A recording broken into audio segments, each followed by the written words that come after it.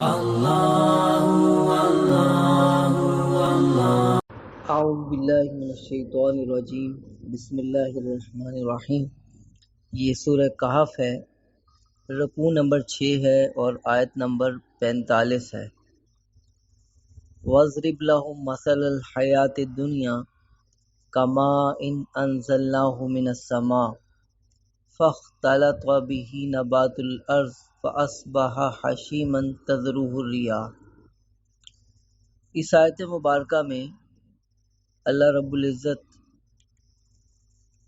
دنیا کی زندگی کا فنا ہو جانا اور اس کی بے ثباتی کو بیان فرماتے ہیں کہ دنیا کوئی ہمیشہ رہنے والی چیز نہیں ہے، بلکہ یہ ختم ہونے والی چیز ہے، اور اس کی مثال ایسی ہے جیسے کہ آسمان سے پانی برستا ہے، زمین میں پیداوار اگتی ہیں اور وہ پیداوار دیکھنے میں بڑی اچھی لگتی ہیں، پورا کھیت سرسبز و شاداب نظر آتا ہے، لیکن کچھ ہی عرصے میں یہ ساری کی ساری کھیتی خشک ہو جاتی ہے اور ہوائیں اس کھیتی کے ذرات کو ادھر ادھر اڑا رہی ہوتی ہیں۔ بالکل اسی طرح سے یہ دنیا کی زندگی بالکل ختم ہونے والی ہے اور اس کا نام و نشان بھی باقی نہیں رہتا۔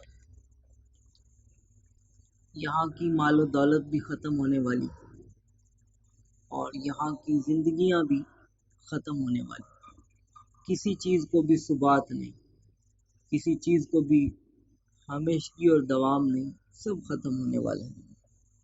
دیکھیے وَاضْرِبْ لَهُم مَثَلَ الْحَيَاةِ الدُّنْيَا، آپ ان کے سامنے دنیا کی زندگی کی مثال بیان کر دیجئے کہ یہ ایسے ہے جیسے پانی انزلناہ من السماء، جسے ہم آسمان سے اتارتے ہیں، فاختلط بہ نبات الارض، پھر اس کے ذریعے سے زمین کی پیداوار گنجان ہو جاتی ہے، کھیتوں کو پانی لگتا ہے، پیداوار اگتی ہیں اور کھیت گھنا ہو جاتا ہے، سرسبز و شاداب ہو جاتا ہے، گنجان ہو جاتا ہے۔ فاصبح حشیما، پھر کچھ ہی عرصے بعد حشیما، وہ سرسبزہ بالکل چورا چورا ہو جاتا ہے۔ تذروہ الریاح، ہوائیں اسے ادھر ادھر اڑا رہی ہوتی ہیں۔ وَكَانَ اللَّهُ عَلَى كُلِّ شَيْءٍ مُقْتَدِرًا، اور اللہ تعالیٰ ہر چیز پر قادر۔ بالکل اسی طرح سے تمہاری زندگیاں ہیں کہ تم بھی مرنے والے ہو اور تمہارے یہ مال اور اسباب بھی اور یہ جائیدادیں بھی سب ختم ہونے والی۔ آگے فرماتے ہیں المال والبنون زینت الحیات الدنیا، مال اور بیٹے دنیا کی زندگی کی زینت ہیں۔ انسان کے پاس مال آتا ہے، اولاد خاص کر بیٹے، تو یہ اس کے لیے فخر کا باعث ہوتے ہیں۔ وہ لوگوں میں اپنے آپ کو بڑا ممتاز خیال کرتا ہے کہ میرے پاس مال بھی ہے، میرے پاس بیٹے بھی ہیں، اور یہ نعمت ہے، یقیناً مال اور اولاد نعمت ہے، لیکن نعمتوں پر اترانے کی اجازت نہیں، ان پر شکر گزاری ہونی چاہیے۔ نعمتوں پر شکر گزاری ہو تو یہ بندگی بن جاتی، اور نعمت پر انسان اترائے اور تکبر پر اتر آئے تو یہ سرکشی ہے اور یہ اللہ تعالیٰ سے بغاوت ہے۔ تو یہ ہے تو زندگی کی زینت، لیکن ان کو بھی زوال ہے، اور ان سے انسان کو جو توقعات ہوتی ہیں وہ عام طور پہ پوری نہیں ہوتی۔ اولاد والدین کے بہت زیادہ ساتھ نہیں دیتی، اور اسی طرح سے آخرت میں ان کی وجہ سے کس کو خیر میسر آئے، کس کو خیر میسر نہ آئے، کس کی اولاد نیک ہو، کس کی اولاد نیک نہ ہو، کس کی اولاد اس کے لیے آئندہ آنے والے زندگی میں اجر و ثواب کا باعث بنے، کس کی اولاد نہ بنے۔ تو اس کے مقابلے میں فرماتے ہیں والباقیات الصالحات، باقی رہنے والے اعمال، خیر عند ربک ثوابا و خیر عملا، تیرے رب کے ہاں ثواب کے اعتبار سے، بدلے کے اعتبار سے بھی بہتر ہیں، وہ خیر عملا، اور امید اور توقع کے اعتبار سے بھی بہتر ہے۔ مال اور اولاد سے بھی انسان توقعات رکھتا ہے، امیدیں رکھتا ہے، لیکن اکثر پوری نہیں ہوتی۔ لیکن جو نیک اعمال ہیں ان سے جو انسان توقع کرے تو وہ زیادہ پوری ہونے والی۔ یہ باقاعدہ ایک بینک ہے جہاں پہ آپ کے اعمال جمع ہو رہے ہیں، جس طرح پیسے بینک میں جمع ہوتے ہیں، آپ کو کوئی خدشہ نہیں کہ آپ کا پیسہ کوئی وہاں سے لے لے گا، ہتھیا لے گا۔ اسی طرح نیک اعمال آپ کے جمع ہو رہے ہیں، اللہ تعالیٰ ان کو لکھوا رہے ہیں، محفوظ کر رہے ہیں، اور ان پہ اجر و ثواب بھی ملے گا، اور جتنی آپ امید رکھتے ہیں اس سے زیادہ اللہ تعالیٰ عنایت فرمائیں گے۔ پھر باقیات الصالحات کی تفسیریں مختلف ہیں۔ ایک تفسیر میں یہ بھی ہے کہ اس سے مراد سبحان اللہ، الحمدللہ، لا الہ الا اللہ، اللہ اکبر، لا حول ولا قوت الا باللہ، یہ کلمات 5 نمازیں بھی مراد ہو سکتی ہیں، اور اسی طرح سے جتنے بھی نیک اعمال ہیں وہ سارے کے سارے باقیات الصالحات میں آتے ہیں۔ ایک حدیث مبارکہ میں آتا ہے یتبع المیت ثلاث، میت کے پیچھے 3 چیزیں آتی ہیں، 2 چیزیں باقی رہ جاتی، 2 چیزیں واپس لوٹ آتی اور ایک چیز اس کے ساتھ باقی رہتی۔ پھر اس کی وضاحت فرمائی کہ میت کے پیچھے اس کا مال، اس کے گھر والے اور اس کے اعمال جاتے ہیں، اور اس کا مال اور اس کے گھر والے واپس لوٹ آتے ہیں، اور اس کے ساتھ اس کا عمل جاتا ہے۔ جو عمل ہے یہ قبر میں ساتھ جانے والا ہے، اور یہ قیامت کے دن بھی اس کے لیے بہت بڑا ذخیرہ ثابت ہوگا اور اس کے بہت کام آئے گا۔ آج ہم جو نمازیں پڑھتے ہیں، ذکر اذکار کرتے ہیں، علم دین حاصل کرتے ہیں، کوئی دعوت کے بول بولتے ہیں، یہ سب بہت بڑا ذخیرہ ہے۔ یہ بہت بڑا آپ کے لیے ذخیرہ جمع ہو رہا ہے جو قیامت کے دن آپ کو کام آئے گا۔ وہاں کی کرنسی نوٹ نہیں، وہاں کی کرنسی آپ کی یہاں کی عزت اور جاہ نہیں، بلکہ وہاں کی کرنسی نیک اعمال۔ آگے فرماتے ہیں آیت نمبر 47 میں قیامت کے کچھ احوال، وَيَوْمَ نُسَيِّرُ الْجِبَالَ، اور جس دن ہم پہاڑوں کو چلائیں گے، وَتَرَى الْأَرْضَ بَارِزَةً، اور تو زمین کو بالکل کھلا دیکھے گا، وَحَشَرْنَاهُمْ، اور ہم ان سب لوگوں کو جمع کریں گے، فَلَمْ نُغَادِرْ مِنْهُمْ أَحَدًا، اور ہم ان میں سے کسی ایک کو بھی نہیں چھوڑیں گے۔ خربوں انسان آ چکے، خربوں اور آئیں گے، اور یہ خربوں کے خربوں انسان اٹھیں گے، کوئی ایک بھی کم نہیں ہوگا۔ وَعُرِضُوا عَلَىٰ رَبِّكَ صَفًّا، اور یہ سب تیرے رب کے سامنے صف باندھ کر پیش کیے جائیں گے۔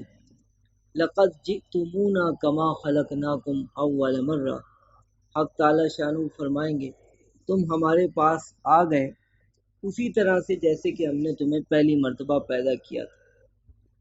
اس کی تفسیر میں آتا ہے کہ انسان سارے کے سارے ننگے بدن، ننگے پاؤں اور غیر مختون، ختنے نہیں ہوئے ہوں گے، اس حالت میں اللہ کی بارگاہ میں پیش ہوں۔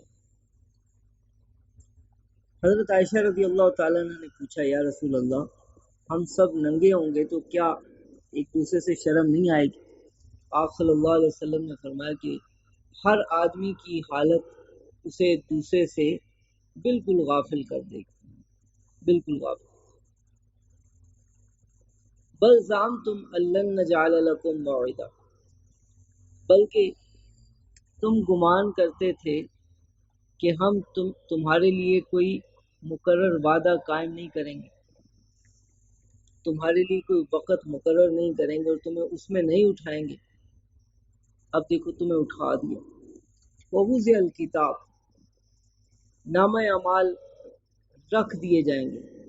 फतरल मुजरिमीना मुशफिकीना मिम्मा फीह, मुजरिम देख रहे होंगे और देख कर डर रहे होंगे। मुशफिकीना डर रहे होंगे उससे जो कुछ उसमें होगा। वयक़ूलून और कह रहे होंगे या वैलतना माली हाज़ल किताब, हाय हलाकत इस नामा अमाल को क्या है। ला युगादिरु सगीरतन वला कबीरतन इल्ला अहसाहा, इसने तो कोई छोटा बड़ा गुनाह छोड़ा ही नहीं, सभी को महफूज कर लिया, सभी इसके अंदर मौजूद हैं। ववजदू मा अमिलू हाज़िरा, जो भी उन्होंने अमाल किए होंगे उन सब के सब अमाल को वहां पर हाजिर पाएंगे। क़यामत के दिन इनके किए हुए अमाल जज़ा बन के, सजा बन के इनके सामने आ रहे होंगे। वला यज़लिमु रब्बुका अहदा, और तेरा रब किसी एक पर भी जुल्म नहीं करेगा। ये जो इनको सजा मिलेगी इनके अपने किए हुए अमाल की होगी। हक ताला शानू की तरफ से कोई जुल्म किसी पर नहीं किया जाएगा। आगे रकू नंबर 7 है। मुख्तसरन हजरत आदम अलैहिस्सलाम का वाक़या जिक्र करते हैं। फरमाते हैं व इस कुल्ना लिल मलाइकति इसजुदू लि आदम, याद करो उस वक़्त को जब हमने फरिश्तों से फरमाया सजदा करो आदम को। देखिए हजरत आदम अलैहिस्सलाम को अल्लाह ताला ने बड़े बड़े इकराम से नवाजा, उनकी बड़ी ताज़ीम और तकरीम करवाई। तमाम फरिश्तों ने सजदा किया और इबलीस ने सजदा न किया,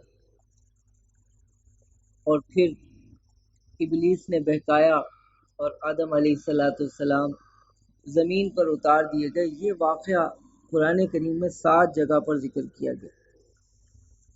बार बार इसको जिक्र करने में हिकमत ये है कि हमें ये पूरी तरह से बात ज़हन नशीन हो जाए और मुस्तहज़र रहे हर वक़्त कि हम यहाँ पर दुनिया में क्यों कर आए, किस वजह से आए और हमारी तख्लीक का मकसद क्या है। तो मुख्तलिफ जो कुरान की आयात हैं जहाँ पर आदम अलैहिस्सलाम का किस्सा जिक्र है, उनमें से कई आयात में हक़ ताला शानू ये तज़किरा फरमाते हैं कि तुम्हारे पास मेरी तरफ से एक हिदायत आएगी, जो भी उस हिदायत की पैरवी करेगा उस पर किसी किस्म का कोई खौफ और गम नहीं होगा। तो हम यहाँ पर आए हैं, अल्लाह ताला ने बतौर इताब उतारा और फिर हज़रत आदम अलैहिस्सलाम को अपना खलीफा मुकर्रर कर दिया और हमारे लिए हिदायत नामे भेजे कि जो भी उन हिदायत नामों की पैरवी करेगा, उसको फॉलो करेगा, तो अल्लाह ताला उससे राज़ी हो जाएंगे और उसे जन्नत में हमेशा हमेशा के लिए दाखिल कर देंगे, फिर कभी नाराज़ नहीं होंगे। हमारे दौर में जो रहनुमाई आई, जो हिदायत आई, वो रिसालत मआब सल्लल्लाहु अलैहि वसल्लम पर कुरान पाक हमारे लिए हिदायत नामा है। अगर हम इसकी पैरवी करेंगे तो हम पर क़यामत के दिन किसी किस्म का कोई खौफ और गम नहीं होगा। तो ये बार बार ये वाक़े का आना हमें हमारे तख्लीक के मकसद को बताता है और इसी तरह से हमें ये याद दहानी करवाता है कि हम ज़मीन पर आए क्यों और हमने अब यहाँ पर करना क्या है और कैसे हम अल्लाह ताला को राज़ी करके हमेशा हमेशा की जन्नत हासिल कर सकते हैं। तो फरमाते हैं इस कुल्ला लिल मलाइकति इसजुदू लि आदम, जिस वक्त हमने फरिश्तों से फरमाया सजदा करो आदम, तो ये अल्लाह ताला ने आदम अलैहिस्सलाम को मस्जिदुल मलाइका बनाया, इतने एजाज और इकराम से नवाजा, इतनी ताज़ीम करवाई। बस सजदू, सब ने सजदा किया, इल्ला इबलीस, سوائے ابلیس کے، اس نے تکبر کیا، اللہ کے حکم کو خلاف حکمت قرار دیا، کہنے لگا میں کیوں سجدہ کروں، اس کو تو مٹی سے پیدا کیا اور مجھے آگ سے، میں اس سے بہتر ہوں، میں اسے سجدہ کیوں کروں۔ تکبر میں آ گیا، اللہ کے حکم کی نافرمانی کی اور اللہ کے حکم کو خلاف حکمت قرار دیا۔ کان من الجن، وہ جنات میں سے تھا، لیکن اس نے اتنی عبادت کی تھی کہ وہ فرشتوں میں رہنے لگا اور طاؤس الملائکہ اس کا لقب پڑ گیا۔ لیکن ففسق عن امر ربی، وہ اپنے رب کے حکم سے نکل گیا، فسق نکل گیا۔ فاسق کو بھی فاسق اسی لیے کہتے ہیں کہ وہ اللہ تعالیٰ کے حکم میں سے نکل رہا ہوتا، نافرمانی کر رہا ہوتا۔ تو حق تعالیٰ شان ہمیں متوجہ کر کے کہتے ہیں، فرماتے ہیں فَتَتَّخِذُونَهُ وَذُرِّيَّتَهُ أَوْلِيَاءَ، وہ جو ابلیس جس نے سجدہ کرنے سے انکار کیا اور آدم کو جنت سے نکلوایا، کیا تم اس کو اور اس کی ذریت کو، اس کی نسل کو، اس کی اولاد کو دوست بناتے ہو من دونی، مجھے چھوڑ کر، وَهُمْ لَكُمْ عَدُوٌّ، جبکہ وہ تمہارے دشمن، وہ تمہارے دشمن۔ ابلیس اپنی اولاد کی بڑی تربیت کرتا ہے اور اس کا تخت سمندر پر لگتا ہے، اور یہ اپنی اولاد کو بہت سمجھاتا ہے کہ کیسے کیسے حربوں سے کس کس طریقے سے آدم علیہ السلام کی اولاد کو گمراہ کرنا ہے، کیسے ان کو لڑوانا ہے، کیسے انہیں ہدایت سے دور کرنا ہے اور کیسے انہیں جہنم کا مستحق بنانا ہے۔ اور اس کی بے شمار اولاد ہے، یہ انڈے دیتا ہے اور انڈوں سے اس کی اولاد پیدا ہوتی ہے۔ اور جنوں میں سے بئس للظالمین بدلا، ظالموں کے لیے، بے انصافوں کے لیے بہت ہی برا بدلہ ہے۔ ما اشہدتہم خلق السماوات والارض، یہ جو شیطان کی ذریت ہے جن کو دوست بناتے ہو اور ان کو خدا بناتے ہو، میں نے انہیں آسمانوں اور زمین کے پیدا کرنے کے وقت میں حاضر نہیں کیا۔ یہ اللہ تعالیٰ کے معاون تو کیا ہوتے، اور یہ آسمان اور زمین میں سے کچھ پیدا کرنے کے قابل تو کیا ہوتے، یہ تو آسمان اور زمین کی تخلیق کے وقت میں حاضر بھی نہیں کیے گئے، ان کو تو یہاں پہ بلایا بھی نہیں گیا جس وقت آسمان اور زمین کو پیدا کیا جا رہا تھا۔ بلا خلق انفسہم، اور نہ ان کی اپنی پیدائش کے وقت میں نے انہیں حاضر کیا، وما کنت متخذ المضلین عضدا، اور نہ ہی میں بہکانے والوں کو اپنا معاون بناتا ہوں۔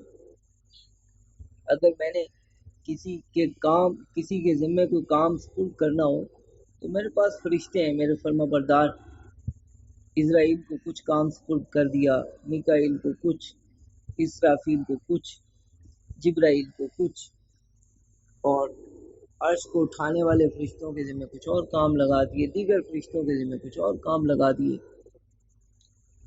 تو اللہ تعالیٰ فرشتوں کے سپرد کام کرتے ہیں، لیکن گمراہ کرنے والوں کو اپنا معاون اور مددگار نہیں بناتے۔ اور اللہ تعالیٰ کو کسی سے کام کروانے کی کوئی ضرورت نہیں، بلکہ اللہ تعالیٰ نے ایک نظام بنایا، یہ ایک نظام بنایا ہے۔ جیسے دنیا کو اللہ تعالیٰ نے دارالاسباب بنایا، اسی طرح سے ان چیزوں کو بھی کچھ اپنے بندوں کے ساتھ جوڑ دیا، وہ فرشتوں میں سے ہیں، فرشتوں میں سے۔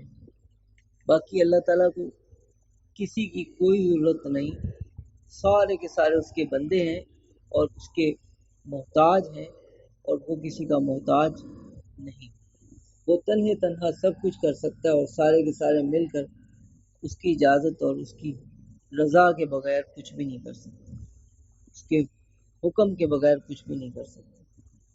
نہ اسرائیل کچھ کر سکتے ہیں، نہ اسرافیل کچھ کر سکتے ہیں، نہ میکائیل کچھ کر سکتے ہیں، نہ جبرائیل کچھ کر سکتے ہیں، کوئی بھی کچھ نہیں کر سکتا اللہ کی اذن اور اللہ کی اجازت کے بغیر۔ وَيَوْمَ يَقُولُ نَادُوا شُرَكَائِيَ الَّذِينَ زَعَمْتُمْ، اور جس دن اللہ تعالیٰ فرمائے گا پکارو میرے شرکا کو جن کو تم گمان کرتے تھے خدا سمجھتے تھے، بتاؤ وہ انہیں بلائیں گے، فلم یستجیبوا لہم، اور ان کے جو بت ہوں گے، جو ان کے باطل معبود ہوں گے، وہ ان کو کوئی جواب نہیں دیں، فلم یستجیبوا لہم وجعلنا بینہم موبقا، اور ہم ان کے درمیان میں آڑ ڈال دیں گے، ایک رکاوٹ کھڑی کر دیں گے، برأ المجرمون النار، دوسری طرف مجرم لوگ آگ کو دیکھیں گے، فظنوا انہم مواقعوہا، اور انہیں یقین ہو جائے گا کہ وہ اس میں گرنے والے، فلم یجدوا عنہا مصرفا، اور وہ اس سے بالکل راستہ بھی بدل نہیں سکیں گے۔